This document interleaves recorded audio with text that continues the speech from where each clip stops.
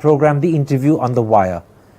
During that period, I've interviewed doctors, politicians, businessmen, scientists, authors, and even the occasional Nobel laureate. For me, it's been exciting. I hope it's been enjoyable for you. But these, as you know, are tough times, and if this program is going to remain bold, independent, and sometimes even defiant, then I think we need your support. At the end of the day, it's a truism, but editorial independence is best defended by the viewers. So if you would like this program to remain the way it is, forthright, outspoken, and interesting, then would you consider supporting us? All you have to do is to click on the description at the bottom. But more than anything else, I hope you will continue to watch the interview. Your viewership means an awful lot to me.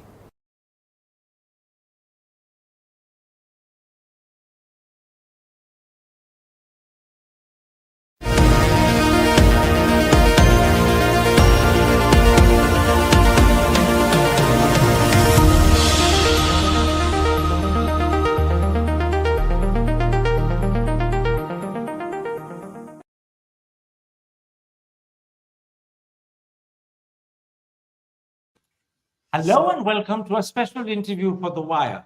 Today we raise critical questions no one has so far addressed. Who came off better in the recent military action between India and Pakistan? By claiming to have mediated and to arrange talks at a neutral location, did Donald Trump and Marco Rubio tilt towards Pakistan? And how does Washington view India's new doctrine of deterrence? Those are some of the key issues I shall put to Professor of Security Studies at Georgetown University and author of some of the most seminal and highly regarded books on the Pakistan Army and the Lashkar-e-Tayyaba, Christine Fair. Professor Fair joins us live from Washington, D.C. Professor Fair, let me start with the question that seems to be asked by everyone on both sides of the border. As you assess the situation, who emerged with the upper hand when the military strikes ended and the ceasefire took effect? Was it India or was it Pakistan? Well, first, thank you for having me. It's a huge honor. I'm an enormous fangirl of yours. So when you asked me to be on the show, I was really thrilled. So to answer the question, I am largely relying upon what the international analysis has shown. There have been two recent reports, one by the New York Times, and which I'm not a fan of the New York Times because of their poor coverage of Gaza, but their coverage on this issue has been pretty solid, as well as the Washington Post. And if we look at the assessment of damage done to ground targets, it looks like India probably did most of what it said it did and was able to inflict more damage than what the Pakistanis were able to do. Obviously, the attack at Nur Khan was most provocative. But if we look at the air battle, this is where Pakistan got its pound of flesh. It is 99% certain that India lost 2 aircraft, which were Rafale, and it's very probable India lost up to 5 aircraft. So both countries militarily got their respective pounds of flesh. It was a different pound of flesh. If we look domestically, let's take a look at what India and Pakistan won domestically.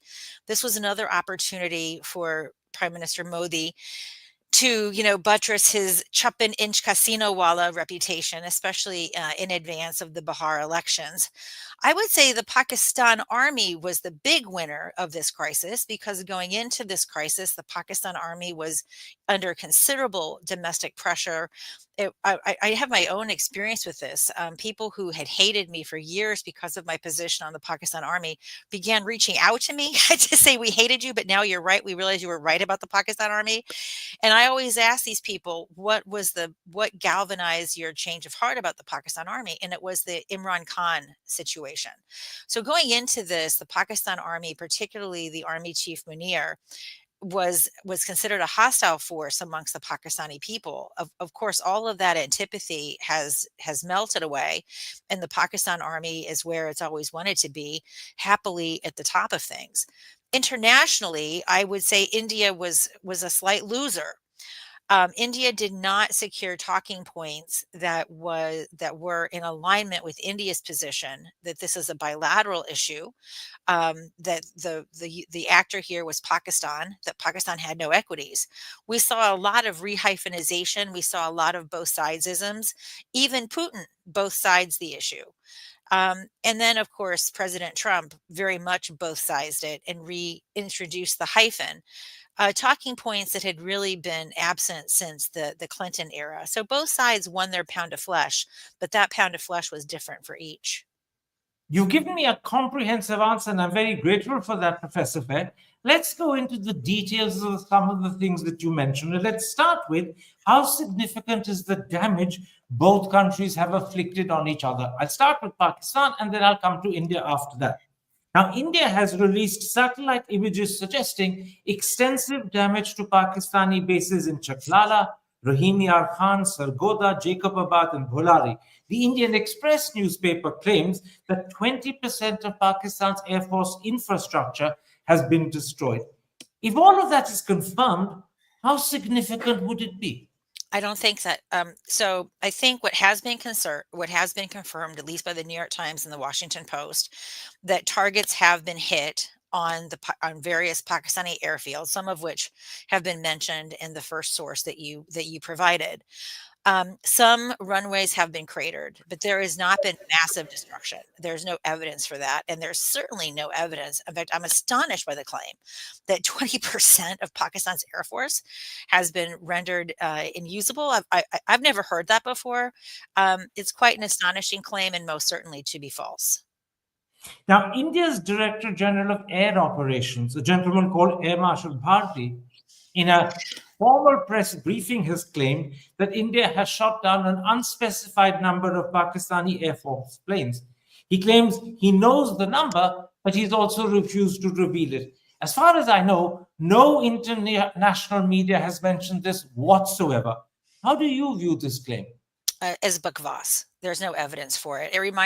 It's even more outrageous in the 2019 canard that the Indians shot down an F-16. At least in 2019, that was enabled by the fog of war and the ISI talking about this dusra banda. But if you analyze the parachute video that was released, exposing the second pilot, what you actually saw was 3 parachutes, and that's because the MiG Bison has a drogue chute. So what you see in the video that was released to justify the Dusra Banda Kahani was that you had one object was flying, was coming to the ground very fast. That was most certainly the pilot. You saw another object that was floating very, very, very, very slow. Excuse me, the part that was, sorry, the object that was going the slowest was very probably the pilot. Then you had another object that was flowing very, very quickly, and that was probably the detritus of the aircraft that didn't have the drogue chute. Then you saw another object going in between those speeds, and that was probably the part of the aircraft that had the drogue chute. So there were 2 chutes, but one of the chutes was for the part of the aircraft. If they were both human beings, the 2 human beings would be coming to the air at the same rate, and they clearly weren't.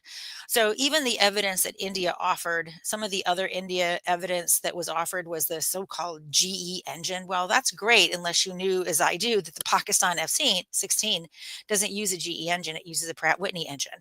So this is right up there with the great lie of 2019 that India shot down an F-16. So just to make it absolutely crystal clear for the audience listening to you, just as you believe India lied in 2019 about shooting down a Pakistani F-16, you believe Air Marshal Bharti has spoken an untruth when he claims that an unspecified number of Pakistani planes were shot down. He claims he knows how many, but he will not reveal it. Both are untruths. Correct. And I would say that to his face. He is being untruthful. There are also multiple reports discussed by experts like Tom Cooper, who believe that, in fact, India hit the entrance of Pakistan's nuclear storage facility near the Kirana Hills. Do you believe that, or is that just social media fake news? I don't know the answer to that. We're going to have to wait and see what the independent analysis comes up with. I mean, the stuff that was on social media looked provocative. The Indians, however, claimed that they did not shoot Corona Hills. And with the exception of Bharti's claim that they shot down a certain number of Pakistani aircraft, the Indians have been more forthcoming than not on the targets that they hit. In fact, uh, Indian officials have said they didn't even know that the Corona Hills facility was a sensitive target. So I have to hold judgment on this until we have more evidence that would inform my opinion. Let's now look at the damage on the Pakistani side done by the Pakistanis allegedly to India. As far as Indian losses are concerned, by far the most significant are reports that perhaps up to 5 Air Force planes have been shot down. You began your answer by saying that 2 for certain have been shot down, very possibly 5. Can you tell me, where do you get that sense of certainty about 2? And where do you believe it could very possibly be 5? Yeah, so French officials confirmed the loss of the 2 Rafales. So, the Forgive French me interrupting. Did French officials confirm the loss of 2 or just 1 and suspect there may be more? well, it depends on the report that you saw, but they confirmed up to 2. The international media has been more supportive than not of the multiple aircraft loss. So, if I were to assess these at probability, I would say the 2 aircraft I would assess at 90% probability. Up to 4, I would put it at 70% probability. Up to 5, I would put it at greater than a coin toss. So, again, like with everything else, we have to sort of wait until we can get better confirmation. I think on the loss of aircraft, we're probably never going to know, right? And certainly the Indian government will not own up to any of those losses if they occurred, for a You're, variety of reasons. you're professor of security studies. If India has lost 2 and you say there's a 90 to 95% certainty it has, 70% that may have lost 4, how serious a setback would that be for the Indian Air Force? So I am not an avionics expert, so I'm going to have to demur giving you a very elaborate answer. But what appears to be the case is that the Chinese radars were just had a longer range, than the Indians anticipated, and this is just a natural learning curve, um, of going up against new aircraft. So I don't think this is because of pilot incompetence or what have you. It was a relatively new aircraft. It was relatively recently inducted. And I just think it was going up against an aircraft that had superior capabilities. That's my understanding. I could be completely wrong because, as I said, I'm not an avionics expert, and I'm going to defer.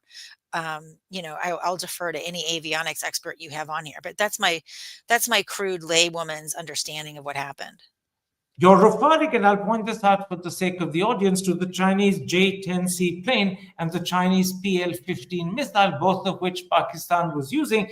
And as the editor of India's Force magazine, Praveen Soni, said to me in an interview a couple of days ago, the combination means that Indian Air Force planes were vulnerable and placed at a disadvantage vis-a-vis the Pakistani Air Force planes. And in a sense, that's what you're suggesting. The British newspaper, The Telegraph, explained it in much the same way, as did, I believe, CNN. The question is, if this explanation holds water, what does it mean for any possible future India-China conflict? Because China would have the best versions of these planes and the best versions of these missiles. What would it mean for an India-China conflict? Well, that's the real question. And I'm going to have to defer to people like Praveen Sani, of whom I'm also a very big fan. He's also been a voice of reason over various conflicts over many years. Um, I don't think it bodes well. That's the short answer. So what I can say about something I've been meaning to write about for many years, and my friend Rahul Bedi has written about this. India has a pretty big challenge with defense modernization because of its enormity of its size and because of the disparity of the human capital endowments of the ranks. It's very difficult to do defense modernization on that scale, but it's even harder because of India's, what I would say, strategic culture. India's strategic culture is that it doesn't want to be dependent upon a singular source or a source of supply. So if you look across India's inventory, whether it's multi-role, multi-range combat fighters, or whether you simply look at, simple artillery. India has 5, 6, 7, 8 platforms. And those platforms are not interchangeable. Their logistics aren't interchangeable. The pilots aren't interchangeable. So I would argue that it's actually the countries that sort of specialize or minimize the number of platforms in their arsenal are at a huge advantage relative to India. So I think there are a lot of reasons that suggest that China might have a superior edge over India, but I'm going to defer to people like Praveen Sawhney, who would be able to give you a much more authoritative answer than I can.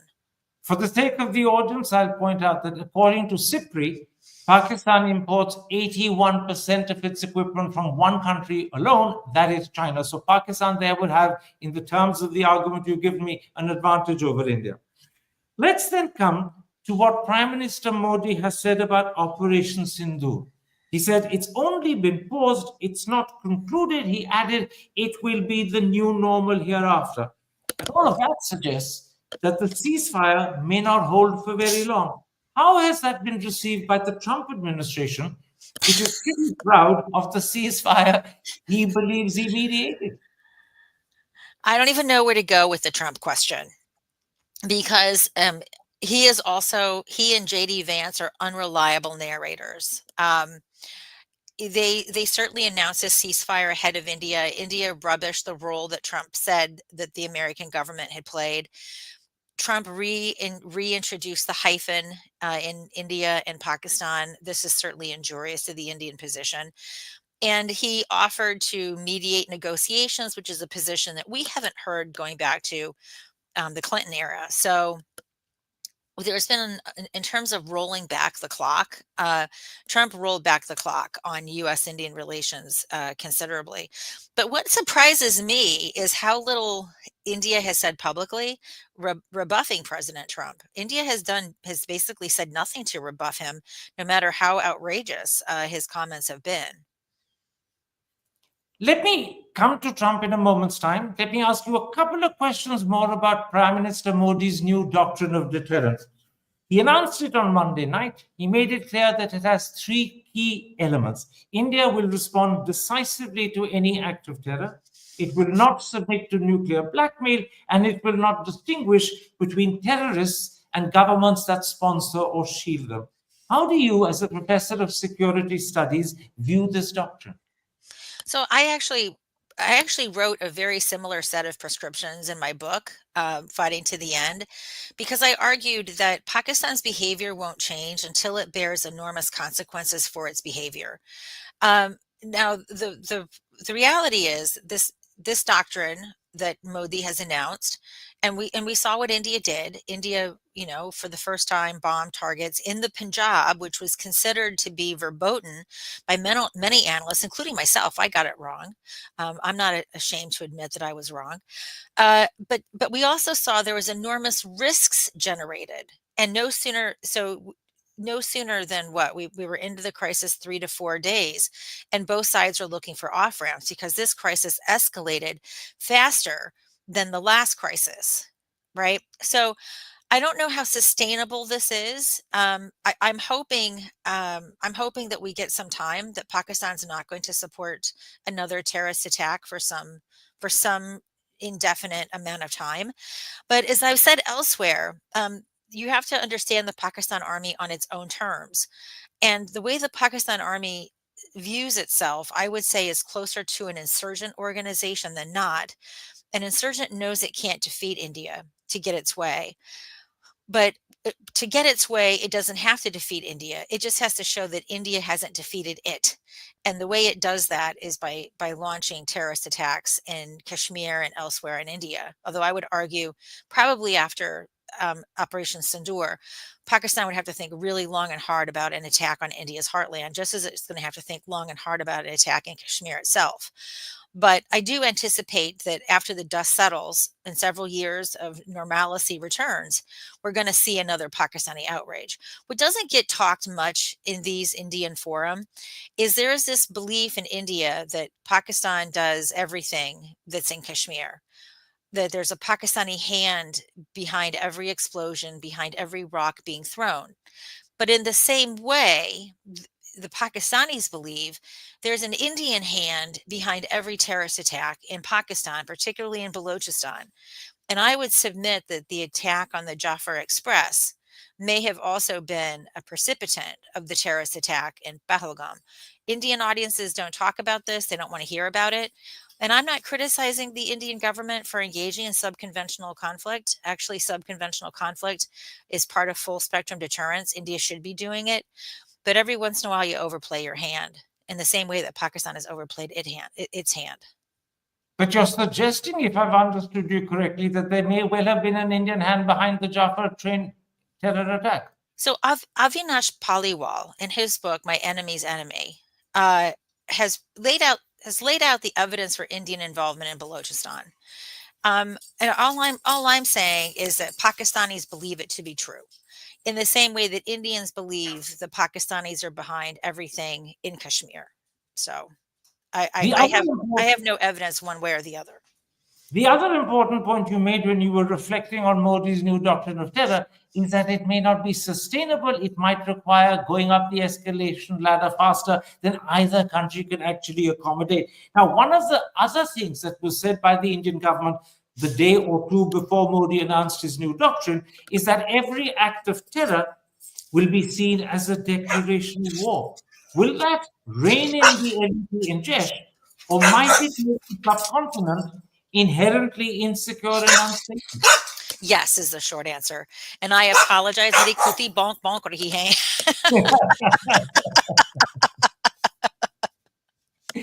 मैं कहांगा लोगों ਨੂੰ कि जी ਤੁਸੀਂ बड़ी सोहनी पंजाबी बोलते हो. कोशिश कर दिया जी, कोशिश कर दिया. Now, as you know, India's putting in abeyance of the Indus Waters Treaty continues despite the ceasefire. According to the Indian Express newspaper today, the Pakistanis have written to the Indians to ask them to change their mind, but the indication given by the Indian Express is India refuses to do so. Now, whilst India can't divert or stop the flow of water because it doesn't have the infrastructure to do so, and it'll take years to build it, what India can do is deny Pakistan hydrographic data, and it can also, I believe, interfere with what's called the predictability of the flow of water. If India does that, particularly during the forthcoming monsoon season or during the Kharif crop sowing season, how do you think Washington will respond? Because that's the only country whose response will really matter. So I don't really know, to be honest with you. I don't know how up to date this. So to put this into a historical perspective, every time there's a new presidency and there's a conflict between a conflict pursued by Pakistan with India, there's a learning curve, right? Because they don't have any of the experts with any depth in the government. So this would be true of the best presidency, but obviously President Trump has chosen his cabinet not because of competence, but because of chaploosi, right? He wanted people that would just do chaploosi and never tell him, this is what you need to know, not what you want to know. And you can see this at his cabinet. They have the MAGA hats. It's really something out of North Korea, not something you'd expect from an American cabinet meeting. So I can't really say, we don't have a confirmed Assistant Secretary of State. The person that's been picked is Paul Kapoor. He is someone that in whom I personally repose a lot of trust. If I hope that his confirmation happens soon, because we actually do need to have some subject matter expertise in the State Department about this conflict. But absent expertise, I can't actually predict how Washington is going to respond to those initiatives. I don't even know if it's going to be on their radar screen. I'd like to believe it is, but I'm not for certain. In other words, they might simply ignore it.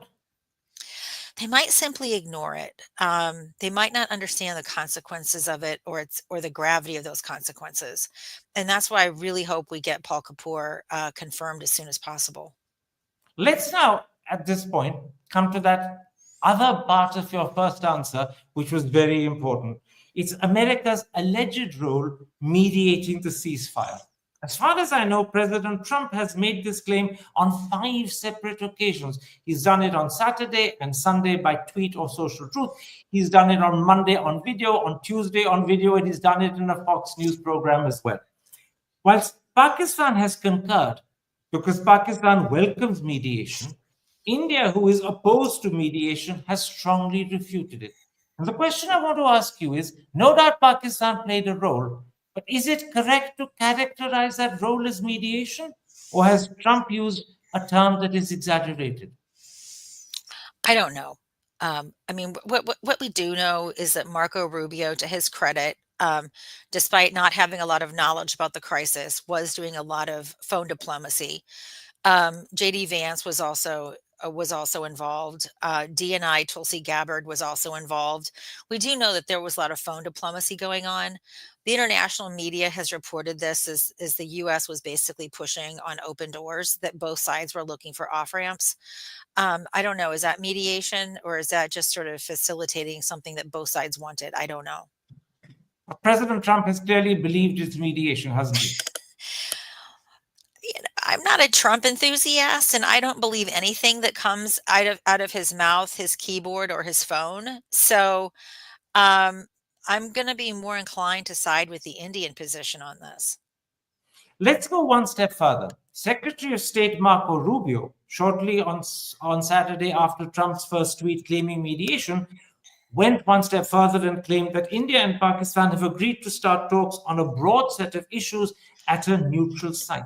Again, this Yeah. suits Pakistan, but it's at complete variance with India's declared position. And this leads me to ask, is there a sense in which the Trump administration is inclining towards Islamabad, whilst perhaps without realizing it, differences are opening up with New Delhi? Well, I think they're liars. I have enough evidence to say that they are liars. They lie about all manners of things. Rubio himself was a never Trumper. And here he is working for Trump. So the integrity, this is not a government into which I repose a lot of integrity. So I just don't believe what Marco Rubio says. What I will also say is, just someone who's watched Pakistan for a really long time. Pakistan, I would say, is an artist at playing the American fiddle, right? It knows how to depict itself as a victim of Indian aggression. It knows how to solicit assistance from the United States. So it's entirely possible. And I've seen, Indian diplomats can be quite prickly, whereas Pakistani diplomats go to great effort to be very, very solicitous. So if you are a newcomer to this portfolio, dealing with the Pakistanis would be much more pleasant than dealing with the Indians. I've experienced this over my own career. The Pakistanis may have wanted to kill me, but they were pleasant about it. The Indians did not want to kill me, but they could be kind of prickly. And I think to a new administration, one that's really that likes flattery, that Pakistani diplomatic approach can go a long way. You're suggesting that the smoothness, the saffron fare, and the charm of Pakistani diplomats has, in a sense, won over the Trump administration, which is why Trump is saying things that sound like music to Pakistani ears without realizing that he's treading all over Indian toes. I'm completely speculating because I have zero insight, but I know from my own experience, I've had the Pakistanis wooed me for 20 years before they excommunicated me. So I have a lot of experience in interacting with both sides. And, if you're Marco Rubio and you're new to this as he is, that Pakistani diplomatic style is going to go a long way. Now, in your first answer, you categorically said that Trump has ended up rehyphenating India and Pakistan. He's also internationalized Kashmir. And both of those are very strong, deep red lines as far as India is concerned. How much of a setback is that for India? So I think the Indians are kind of like the Trump whisperer. I think the Indians listen to this stuff with muted ears. They hear what they want to hear, and they silence what they don't want to hear. I think because the big picture is happening at the bureaucratic level. The Indo-US relationship has been thoroughly bureaucratized. And I don't think these malapropisms by Trump are given a lot of weight, and I don't think they're going to disrupt the basic fabric of Indo-US relations. So, although it looks today as if there is trouble on the horizon, you're saying that this is not going to be long lasting. No, I think they understand Trump. I think they understand his vicissitudes and the outrageous things that he says. They just have they don't take his word for they don't take his word for everything. Let me put two more thoughts to you. The dominant narrative, not just out of America, but perhaps internationally, is about the nuclear threat that India and Pakistan pose not just to each other, but to the world. And that, in a sense, hyphenates the two countries. It's not about terror, which does not hyphenate them, and which is what India believes should be the focus of attention. The fact that the narrative is about the nuclear threat and not about terror, presumably, would be another matter of concern for Delhi. Yeah, I mean, I think I have a lot of empathy for India's situation, right? Because from Pakistan's point of view, what it typically does is, right, it conducts some outrage in India, and this produces a cascade of behaviors. One creates a conflict. Pakistan goes to the international community and says, please pull India off of us. This has the effect of shielding Pakistan from any kind of potentially catastrophic defeat because the world is so afraid of that kind of escalation that if there were to be a point when there were to be a full scale war, possibly the decapitation of Pakistan's nuclear program, perhaps decapitation of leadership strikes, anything that would be a nuclear red line for Pakistan. The international community is very, very wary of that. That's why the Nur Khan attack was so problematic and galvanized Washington to act, even after Washington said it wasn't going to have a role to play. The other thing that happens after one of these terrorist attacks is that India can no longer say that normalcy has returned to the valley. It increases the counterinsurgency grid. It becomes ever more repressive in Kashmir, which further alienates Kashmiris from Delhi. This also advances Pakistan's perspective, Pakistan's equities in the region. So it might be really hard for Indians to hear, but in a lot of ways, Pakistan won this battle, right? Because it destabilized Kashmir. The Indians are going to have to put more people in. They're going to have to be more repressive. That's going to antagonize Kashmiris more. The international community has acknowledged the so-called legitimacy of the Kashmir dispute, something that India does not. Rehyphenated Pakistan and India in a way that India bristles at. And created space for international peace mongering. So at the strategic level, Pakistan won by many of these measures, which is why it does it, by the way, which is why it does these terrorist attacks in the first instance. Let me then end this particular section by putting to you a thought that is occurring to my countrymen almost as this day rolls out. They say to themselves that in February, when Modi visited Washington, and then again in April, when India had relatively smaller reciprocal tariffs imposed on it compared to competitors like Vietnam, Bangladesh, Indonesia, there was a clear view in Delhi that the relationship between Washington and Delhi was sailing smoothly. And that view was, in a sense, corroborated when Trump became the first international leader to call Modi after Pahalgam. But since Saturday, when Trump has begun tweeting, Rubio has begun tweeting, Trump has begun giving interviews, the picture suddenly looks cloudy. And finally, today, from Qatar, of all places, Trump has told the world that he's informed Tim Cook, the Apple CEO, that Cook must not manufacture iPhones in India. And that's come as a huge surprise because earlier, Tim Cook had announced that the majority of phones exported to America or made for America would come out of India. Suddenly, Trump has thrown a spanner in the works there. And people wonder, since Saturday, has something begun to go wrong? Probably someone gave him money. That seems to work in his administration. Like he'll, different people give him money and different companies get concessions on tariffs, or the tariffs are gone because I can't keep track. Basically, this is an administration that is for sale. I mean, it just is. So I feel bad for the Indians. The Indians only have to track some of what he says. I have to wake up every morning and track everything that he says. And by all accounts, this is an administration that's for sale. Something that I think which is not something that the Indians probably find objective. objectionable. They probably find it pretty straightforward. But the question is who can give him the most money. So I don't know what accounts for that behavior. I didn't actually see that tweet, but what I have seen in his numerous other tweets where he retrenches from a very firm policy, for example, his policy on Qatar. he he was not a fan of Qatar, but here he is accepting a $400 million Qatar provided luxury liner that he's going to use instead of Air Force One. So usually when Trump changes his policy, it's because money has changed hands. Okay, let me end with two parallel questions. First of all, tell me, both as a professor of security studies and also as someone who intimately knows India, and I'll point out again, you speak Punjabi fluently.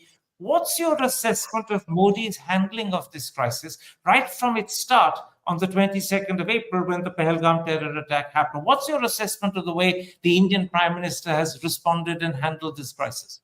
So I've got to give him credit where credit's due. I mean, I think he's right to call. Look, the only way you're going to get Pakistan to stop this is by refusing to be nuclear blackmailed. So I actually, and I think taking this fight to Pakistan, to Pakistan's Punjab, uh, I think I think he's on the right approach. But here's also where I have to put a big caveat around this.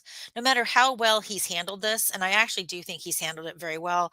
He's been a very good spokesman domestically and abroad. I mean, this is his bailiwick, right? This is the stuff that Modi is very, very good at. But unfortunately, none of the targets that were hit permanently degrade the organizations. The organizations are not remotely hindered by the attacks that took place. Right. These are targets that can be easily rebuilt. Launch pads are, in any event, superficial. They can be easily built, easily moved, and so forth.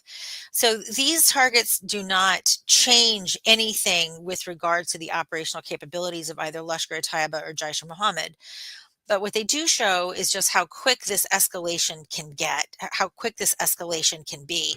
This escalated much more quickly than 2019. And as soon as they hit Nur Khan, the international community, which was much more willing to see where this went, right, thinking it would be more limited, more akin to 2019 than not, really moved into action.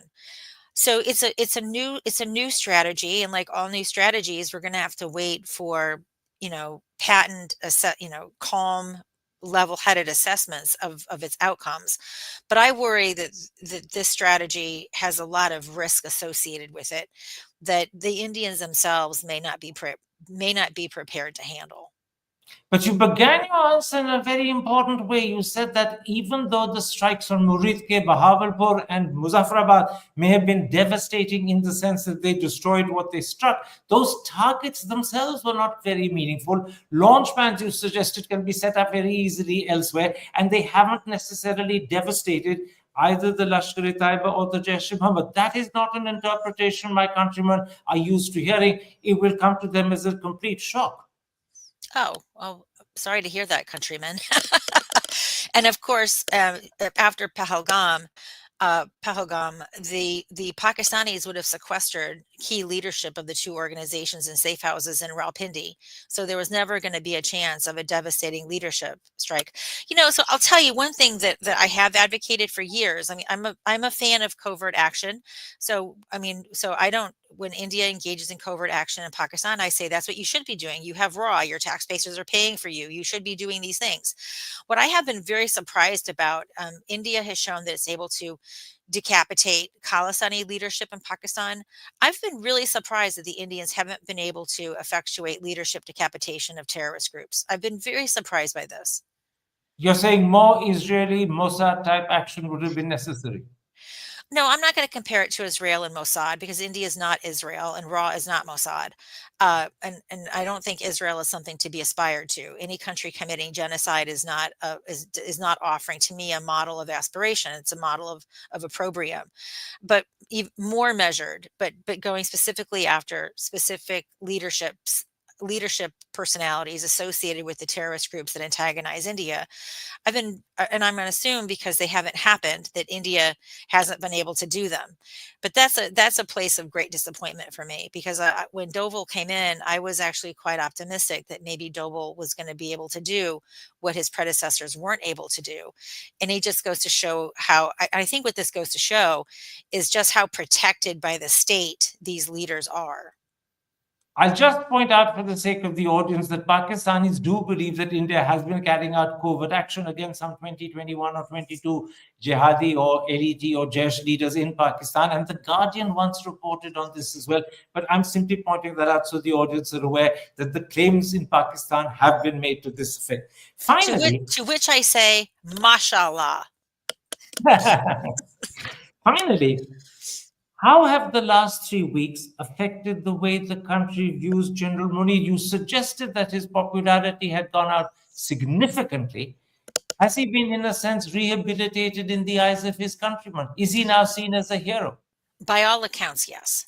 By all accounts, yes. I can't go back to the country. I've been PNG since 2013, but looking at media reportage, looking at social media, it looks as if his image has been rehabilitated. I don't think it's going to last, because there are too many.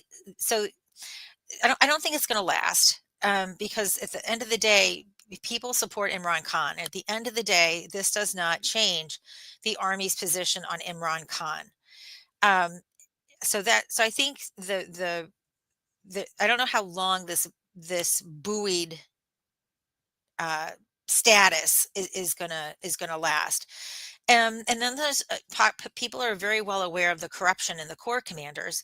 You know, the cute phrase, the corps commanders. So I think that the criticisms of the Pakistan army are real, and this is just a temporary boost to Munir and the Pakistan army's popularity.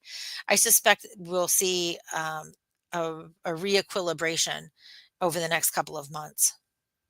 Professor Fair, thank you very much for the time you've given me. And thank you very much for your analysis and understanding of how you see developments on both sides of the border. Take care.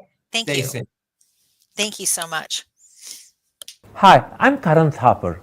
Over the last few years, I hope you've been watching my program, The Interview on the Wire. During that period, I've interviewed doctors, politicians, businessmen, scientists, authors, and even the occasional Nobel laureate. For me, it's been exciting. I hope it's been enjoyable for you. But these, as you know, are tough times, and if this program is going to remain bold, independent, and sometimes even defiant, then I think we need your support. At the end of the day, it's a truism, but editorial independence is best defended by the viewers. So if you would like this program to remain the way it is, forthright, outspoken, and interesting, then would you consider supporting us? All you have to do is to click on the description at the bottom. But more than anything else, I hope you will continue to watch The Interview. Your viewership means an awful lot to me.